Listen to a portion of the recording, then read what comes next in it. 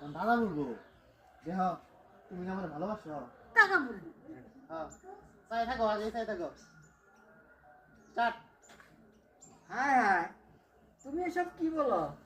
কানে বলবো না কি বলবো তুমি এসব কি বলো?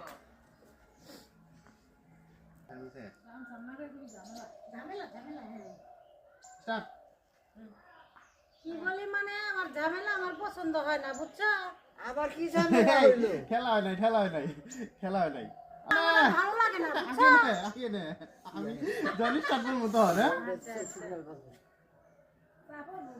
স্টার্ট গেল কাছে বুঝাইলেন নাই তার না বুঝাইলেন হাই তুমি এসব কি বলো? না সংসারটা উল্লেখ করে দিবেন